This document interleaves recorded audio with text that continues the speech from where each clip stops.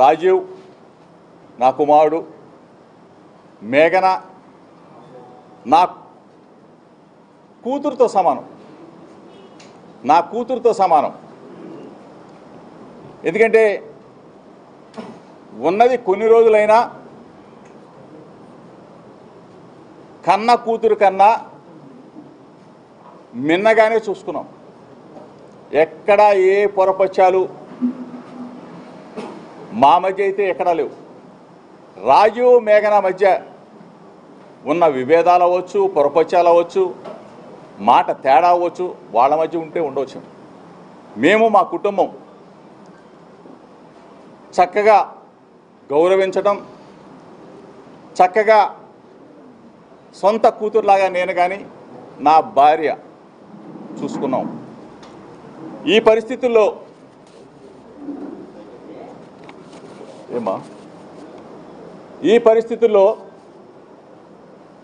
వాళ్ళ మధ్యన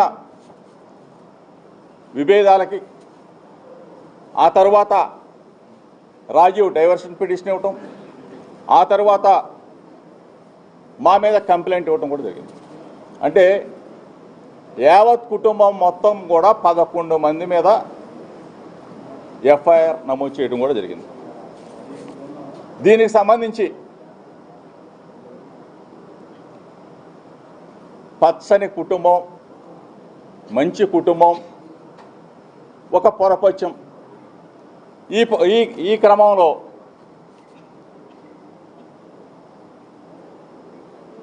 కొంతమంది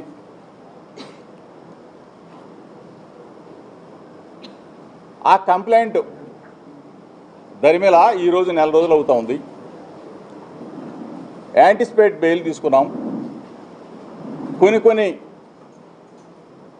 కోర్టు పరిధి దాటి మాట్లాడటం భావ్యం కాదు. కాబట్టి దయచేసి మీడియా మిత్రులు చెప్తా ఉన్నాం, నెల రోజులుగా వ్యక్తిగత జీవితాలు, కుటుంబ జీవితాలు, కుటుంబంలో వచ్చిన మనస్పర్ధలు, ఇద్దరి జీవితాలు, అంటే రాజీవ్ మేఘన సంబంధించిన విషయాలని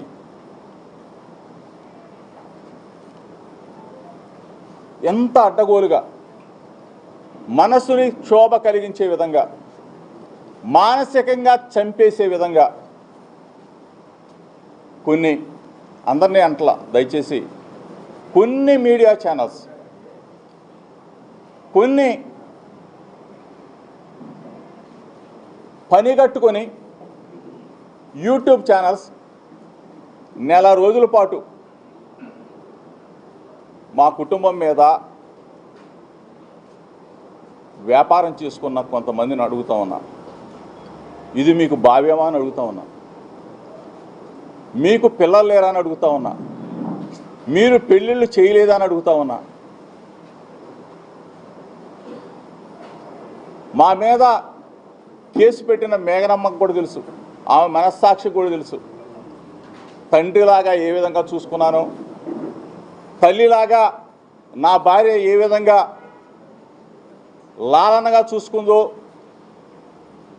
నా కూతురికి గోరు ముద్దలు పెట్టినట్టు ఏ విధంగా గోరు ముద్దలు తినిపించిందో ఆమె మనస్సాక్షి కూడా తెలుసు. అయినా సరే ఎఫ్ఐఆర్కి సంబంధించిన మీరందరూ కూడా చూసుంటారు. అసలు ఆ ఎఫ్ఐఆర్కి సంబంధించిన కంటెంట్ను ఒకసారి మీరు కూడా చూస్తే, మత మార్పిడి అంటే ఎంత ఘోరమైన,